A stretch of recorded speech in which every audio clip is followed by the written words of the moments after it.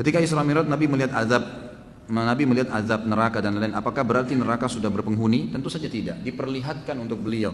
Dan waktu Isra Mi'raj itu yang Nabi diperlihatkan sebenarnya adalah azab kubur. Ya, azab kubur. Itu yang lebih kuat pendapat. Jadi bukan azab neraka jahanam. Tapi beliau diperlihatkan neraka jahanam. Diperlihatkan juga neraka jahanam. Ketika Rasulullah SAW mengirim surat kepada Raja Heraklius agar mereka beriman kepada Allah, di awal suratnya dikatakan Assalamu ala man ittaba'al huda, keselamatan bagi yang mengikuti petunjuk ini. Apakah sunnahnya ketika salam kepada orang muslim seperti ini? Tentu tidak. Ini khusus bagi surat-surat resmi saja. Kalau ada surat yang ingin dikirimkan kepada pemimpin satu kaum maka dibolehkan. Kalau yang lain enggak, setahu saya enggak. Ini sudah lewat ya. Jika di lingkungan rumah kita ada 3 masjid atau lebih dan ada 1 masjid yang sudah sunnah dengan komunitasnya orang-orang yang sudah mengenal sunnah, maka saya lebih condong berjamaah di masjid tersebut dengan alasan lebih khusyuk, rapi safnya. Jadi pahalanya lebih banyak karena safnya sempurna. Lalu saya dibilang keluarga ekstrim, seolah-olah saya punya aliran sendiri karena tidak mau berjamaah di masjid lainnya. Apakah saya salah jika memilih masjid yang sunnah itu? Tentu saja tidak. Enggak usah peduli dengan perkataan orang. Kita kalau peduli perkataan orang nanti jadi kacau semua. Selama itu benar jalanin, enggak usah ragu.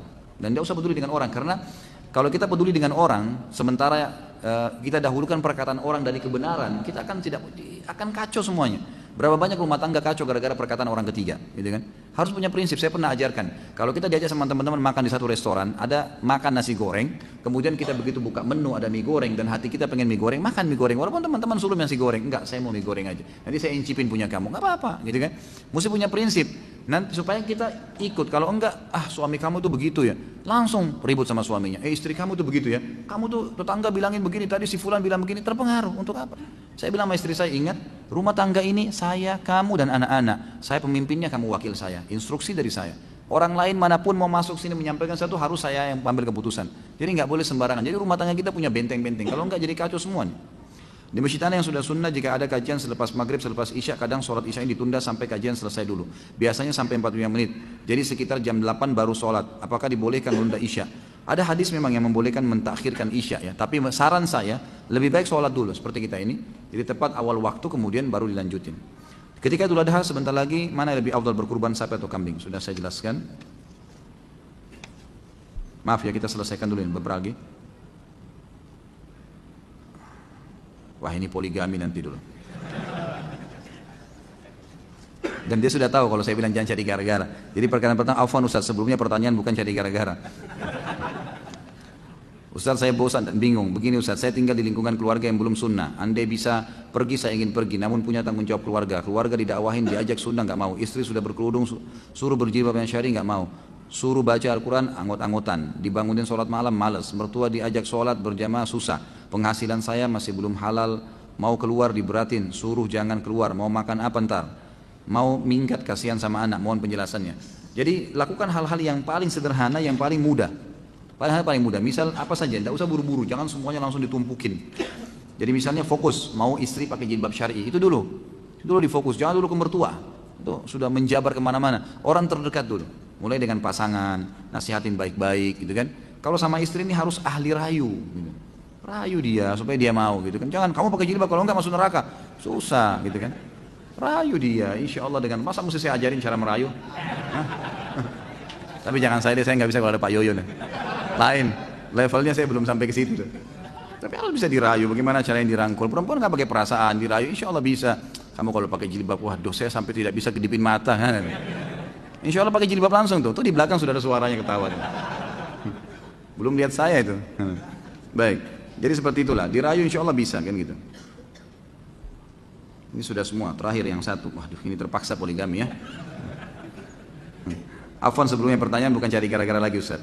Kembali menyinggung masalah poligami. Saya coba diskusi dengan beberapa akhwat. Kebanyakan dari mereka lebih memandang poligami itu tidak setuju hanya dengan perasaan mereka. Walaupun mereka mengakui dalam Islam itu dibolehkan dan tidak berani mengatakan itu tidak boleh karena itu terdapat dalam Al-Quran.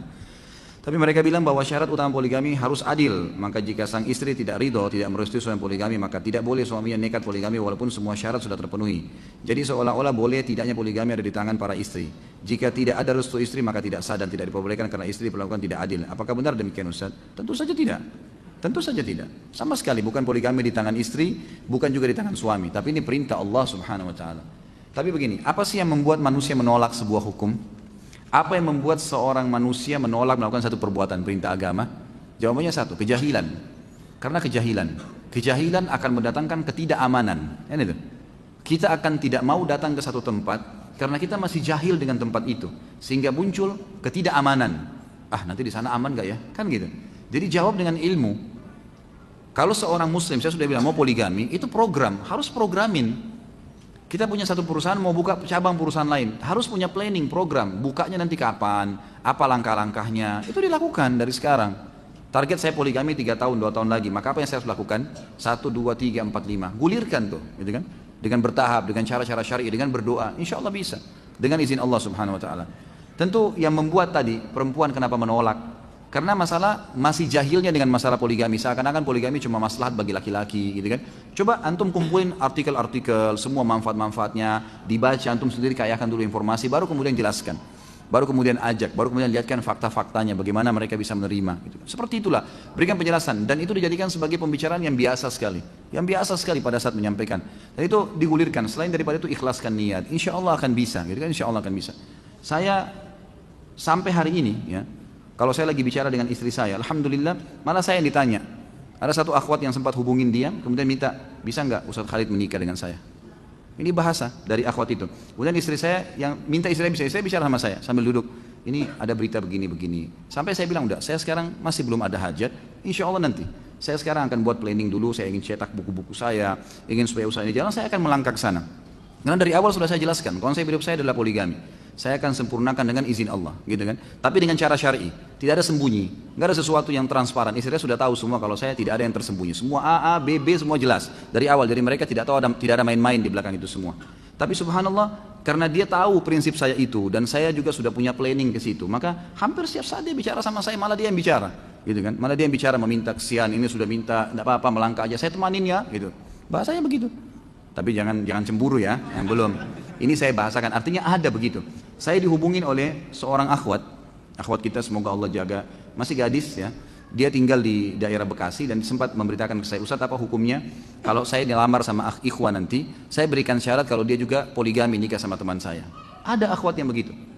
Mau kenal? Langsung senyum semua, nggak bisa. Nanti orang khusus yang saya kenalkan nanti. Tapi ada akhwat yang begitu subhanallah, gitu kan? Jadi satu sisi ada akhwat yang begini, oh nggak bisa harus adil dia nolak. Satu sisi ada akhwat yang luar biasa. Bahkan dia sebelum nikah dia sudah minta untuk itu. Ada saya pernah ceritakan ini sebagai penutup akhwat di Makassar. Saya kira ikhwah SMS ke saya, Ustaz, apa hukumnya kalau seorang laki-laki menikahi 3 wanita sekaligus? Ini saya ceritakan karena di sini kan dikasih contoh akhwat banyak yang nolak, gitu kan? Saya ceritakan sisi lain ternyata di alam kita ini ada orang yang menerima hukum Allah. Bahkan mereka banyak komunitasnya, gitu kan? Di Saudi itu sampai yang mengadakan seminar poligami para akhwat-akhwat. Ada sama saya cuplikannya tapi dalam bahasa Arab mereka ngomong, gitu kan?